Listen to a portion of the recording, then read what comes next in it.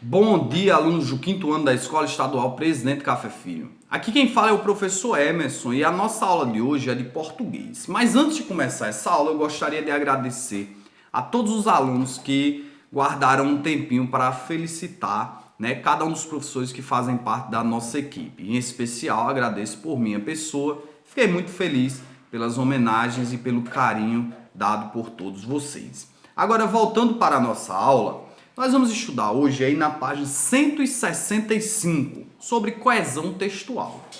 Coesão textual é um conteúdo fácil de se compreender a finalidade dele, mas difícil de se pôr em prática. Por quê?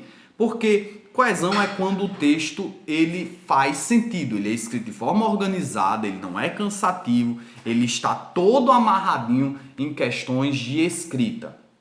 Mas ele é difícil de se pôr em prática porque você precisa ter o domínio, da produção dos textos. Precisa ter domínio do que são pronomes, substantivos, sinônimos, para colocar as palavras de forma organizada. Vou dar um exemplo aqui já dentro da pergunta de número 1. Vou ler aqui um pequeno trecho para vocês.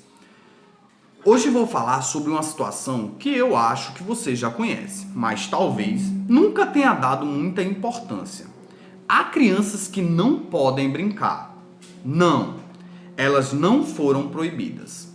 Agora você observe aí no seu livro que elas não foram proibidas, a palavra elas está em destaque, em negrito. Elas se referem a quem? Esse elas está falando de quem? Falando, obviamente, das crianças. Isso mesmo. As crianças, elas não podem brincar e não foram proibidas. Elas não foram proibidas. Esse elas foi colocado aqui justamente para não repetir a palavra crianças novamente. É comum em uma conversa nós não ficarmos repetindo os assuntos. Por exemplo, você vai no supermercado comprar alguns produtos, sua mãe pede para que você vá lá comprar alguns produtos e ela diz assim: olha, Pedro, vai lá no supermercado e compra arroz, feijão, batata e macarrão.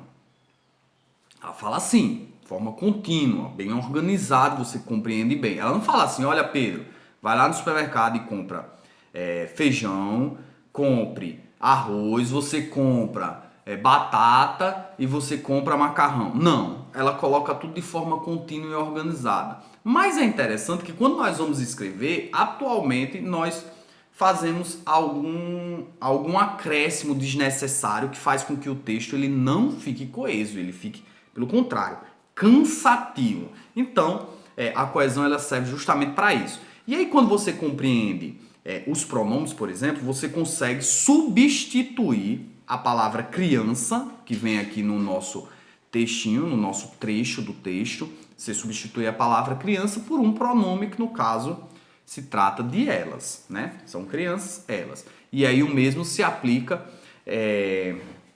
a sinônimos, Por exemplo, criança tem sinônimo? Tem, dependendo do contexto que você coloca, você pode chamar de menino. Menino seria um sinônimo de criança, ou de pequenino também, dependendo do contexto que você viva ou do contexto do texto, são palavras que se aplicam dentro do mesmo contexto e elas vão substituir, fazendo com que o texto ele não fique tão inchado com palavras repetitivas. Imagina aí ler um livro onde há uma repetição de palavras significativas em um espaço pequenininho.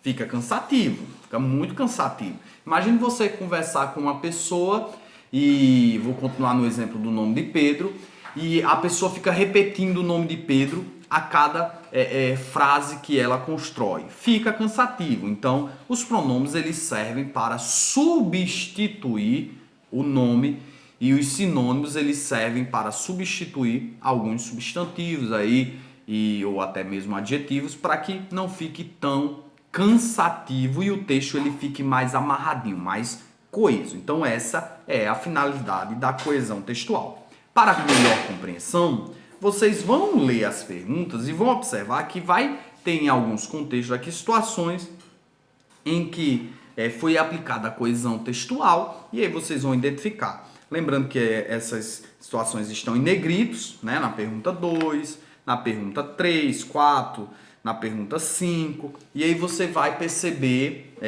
onde e como foi aplicado cada um desses contextos, tá bom? Então, façam atividade, página 165 e 166. Se houver mais alguma dúvida, vocês também podem fazer pesquisas no YouTube. É interessante, e aí eu acrescento, dentro desse nosso contexto que nós vivemos hoje, que nós aprendemos a utilizar a internet como ferramenta de estudo.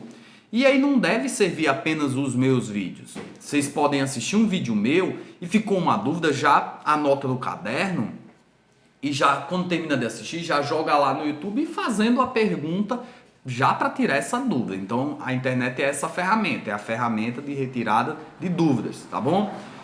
Fiquem com Deus e até a próxima aula. Tchau, tchau.